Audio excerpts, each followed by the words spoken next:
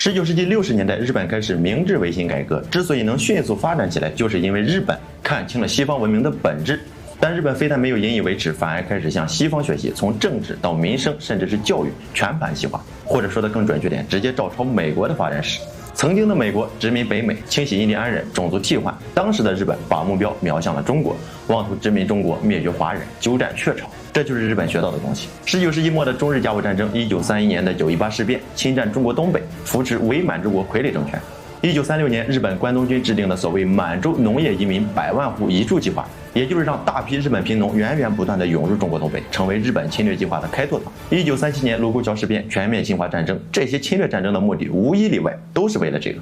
否则你以为抗日战争期间日本侵略者为什么毫无人性？3500万人中国军民伤亡3500万人。1940年的日本总人口才7193万3千人，因为他们知道不这样做就没办法让中国出现文明断代，没办法对中国进行文化改造，就没办法堵住4万万中国人的嘴啊。那么问题来了，当前的世界格局下，西方文明的本质到底是什么？我先给大家捋一条时间线漫长的中世纪混乱不堪，鼠疫肆虐，明明一直没有实现大一统，就连严格意义上的正规军都没有，只是一些以骑士为核心的落后军事组织，怎么就突然有了近代化转型，甚至是工业革命的能力？是因为欧洲14世纪到16世纪的文艺复兴，还是因为欧洲17世纪到18世纪的启蒙运动？如果你觉得是这个，那我再问一个问题，不论是文艺复兴还是启蒙运动，这2次革命的本质都是新兴资产阶级运动。那么这些新兴资产阶级的巨量财富和资源都是哪来的？我来告诉你是哪来的。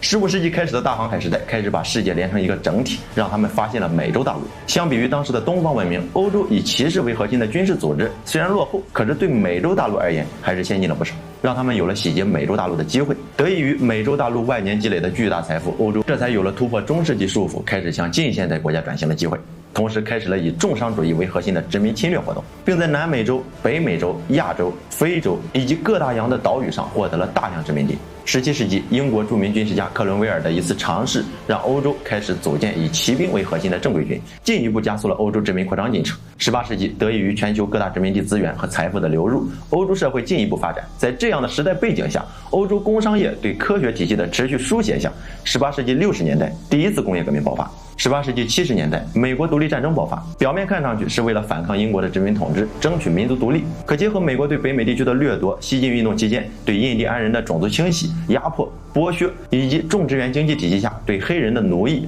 还有对墨西哥等邻国的入侵，这一桩桩一件件，足以说明美国与之前的欧洲列强没什么区别。所谓的强大，所谓的资源丰富，所谓的近代世界顶级强国，同样是以掠夺为基础。还是18世纪70年代，为了从当时的中国获得财富，打开中国市场，英国、西班牙、荷兰等列强妄图用鸦片打开中国国门，明的不行就暗的，不能正经贸易就走私。有数据统计1838年到1839年这一年，通过走私渠道流入中国土地的鸦片就多达4.02万箱。1838年同年，活跃在广东内河的各式鸦片走私船近30余艘，停泊在虎门海面上的30吨到300吨大型鸦片走私船更是多达50余艘。19世纪40年代，第一次鸦片战争爆发，率先完成工业革命的英国用坚船利炮敲开了当时还处于闭关锁国状态的中国国门，妄图把中国也纳入他们的殖民体系。虽然最后只是开始沦为半殖民地半封建社会，可大量财富的流出却是不争的事实。19世纪50年代后期，为了进一步扩大市场，扩大在华侵略利益，第2次鸦片战争爆发。1860年，英法联军攻入北京，圆明园被毁，大量珍贵国宝外流，进一步胁迫清政府签订《北京条约》《天津条约》等一系列不平等条约。回过头，他们自己于19世纪60年代后期开始了第2次工业革命。20世纪初，凭借第2次工业革命的辉煌成果，美、英、法、德、日等列强生产力发展进一步飞跃，相继进入帝国主义阶段。这就是西方文明的本质呀！绝大多数的变革都是以巨量财富和资源为基础，本土资源不够，就利用2次工业革命取得的辉煌成果，不断向外扩张、掠夺、毁灭，再利用掠夺到的资源反哺西方文明自身，进而形成一个循环，直到成为世界顶级强国。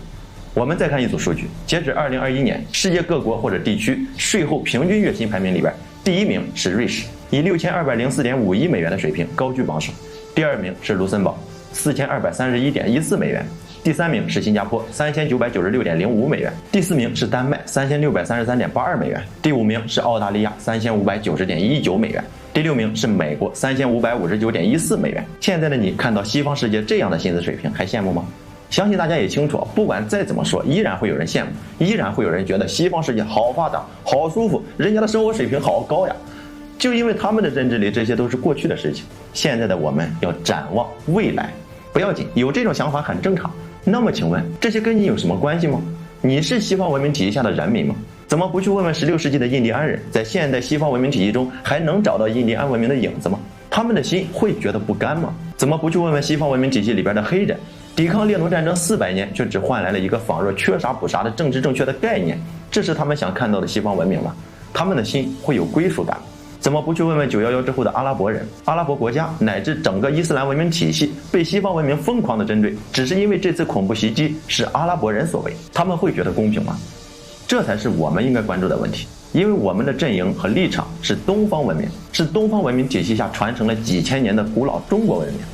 是一个文明属性跟西方文明格格不入，甚至相互冲突的存在。如果站在西方文明的角度，大家就会发现，在西方文明的激进和扩张属性面前，所谓的和平演变甚至都不是目的，而是一个为了实现掠夺目的才诞生出来的手段，或者说是武器。现在中国发展起来了，虽有不足，但单凭武力足以自保。西方列强利用武力胁迫中国的时代已经成了过去式，但西方文明的本质，那激进和扩张的属性，就注定他们所谓的文明先进性靠的不是文化，而是长期外界涌入的大量财富。只有不断的掠夺，才能不断的刺激社会保持长期持续性发展，以及所谓的社会主导权。明摆着，这是一种畸形的繁荣。地球就这么大，资源是有限的，除非能在到达极限之前突破地球环境束缚，进入宇宙大航海时代。可是以现在的科技水平，可能吗？依然还是只存在于公文上的泡沫，除了画饼没啥意义。换句话说，现在的西方文明已经进入了发展瓶颈。那么问题来了，在当下的全球化格局下，失去了武力优势的西方文明又该怎么去维护保全自身文明的独特性？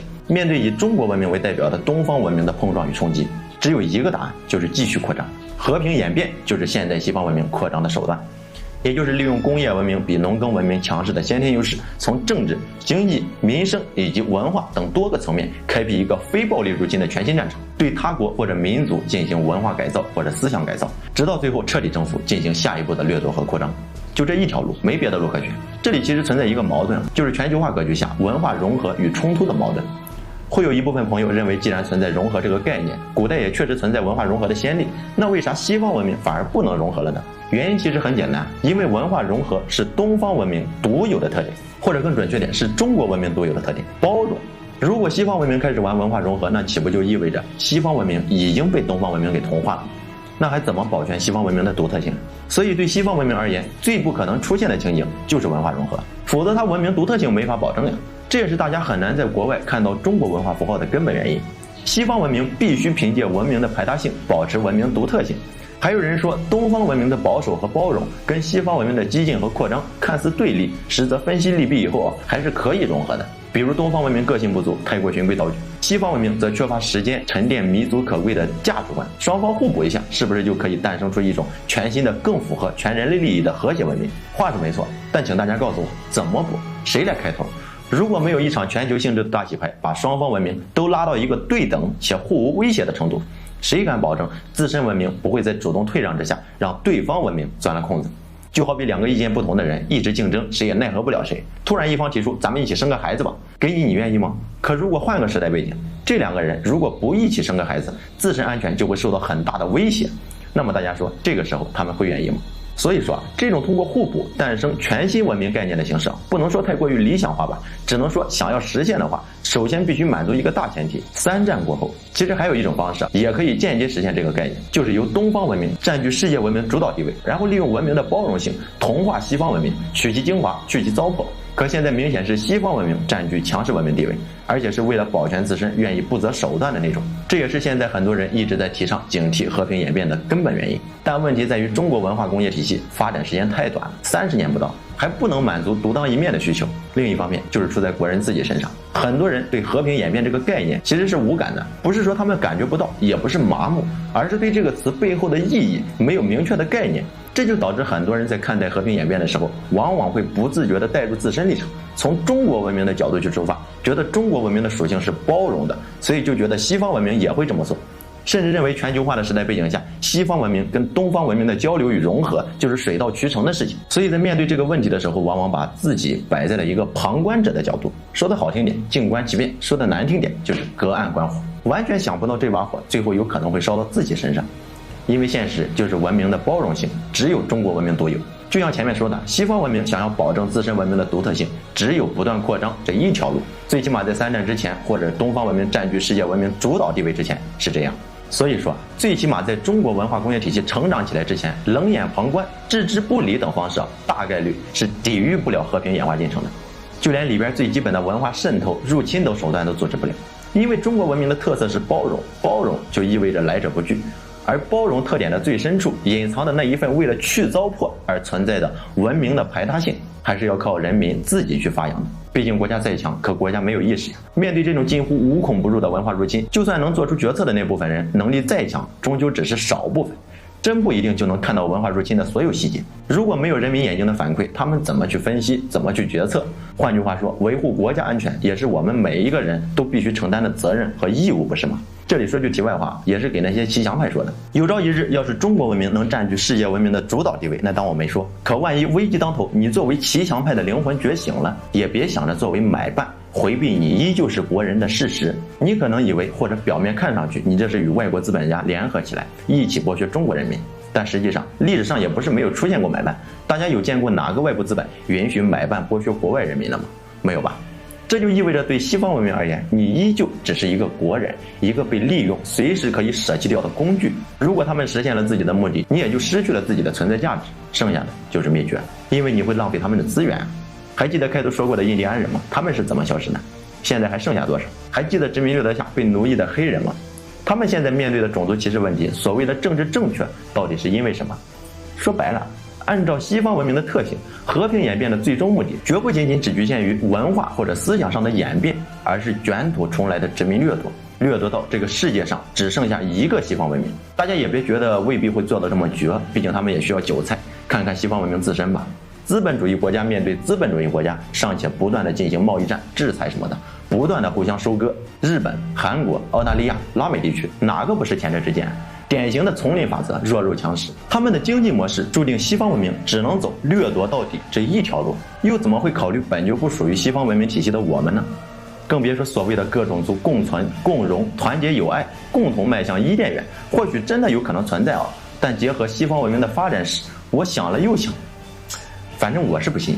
我是大木，我们下期再会。